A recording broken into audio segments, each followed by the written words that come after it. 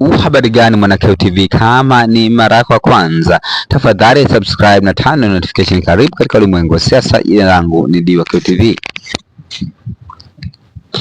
Mwanasiasa mkongwe aliyewahi kushika nyadhifa mbalimbali ndani ya Chama cha Demokrasia na Maendeleo Chadema, Maulida Anna Valelia Koome amefariki dunia usiku wa kuamkia leo, huku akitarajiwa kuzikwa kesho.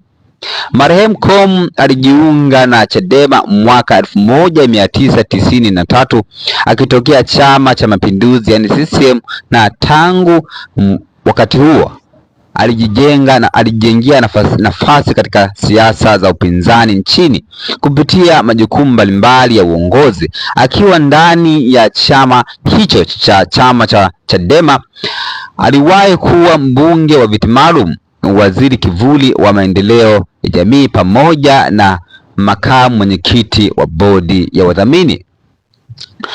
Baada ya kifo cha aliyekuwa mwenyekiti wa bodi ya wadhamini Sylvester Masinde, marehemu Koome alikaimu nafasi hiyo kwa muda, akiendelea kushikilia katika maamuzi ya juu ya chama. Hata hivyo, katika kipindi hicho cha hivi karibuni, jina la Koome liliibuka tena katika mijadala ya kisiasa kufuatia hatua yake ya kufungua kesi mahakamani dhidi ya Chadema mwaka 2025.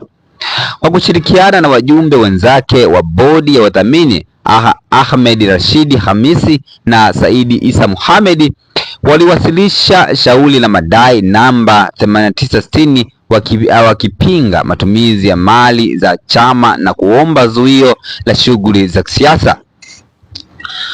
Mahakama Kuu ilitoa amri ya muda kuzuia Chadema kufanya shughuli za kisiasa, hatua iliyosababisha kusimama kwa shughuli nyingi za chama hicho. Katika kipindi hicho, baadhi ya viongozi walikamatwa walipodaiwa kukaidi amri hiyo mahakamani, huku mali za chama zikiripotiwa kuathirika kutokana na kutotumika kwa muda mrefu. Zuio hilo lilidumu kwa takribani mwaka mmoja kabla ya kuondolewa na mahakama ya rufaa mwezi Aprili mwaka huu, hatua iliyorejesha shughuli za kawaida za chama hicho. Aidha, Oktoba 4 mwaka 2025, Koome pamoja na wenzake waliwasilisha shauri jingine wakitaka viongozi kadhaa wa Chadema akiwemo makamu mwenyekiti John Heche na katibu mkuu John Mnyika wachukuliwa hatua kwa madai ya kukaidi amri ya mahakama. Shauri hilo lilisikilizwa na Jaji Hamidu Mwanga.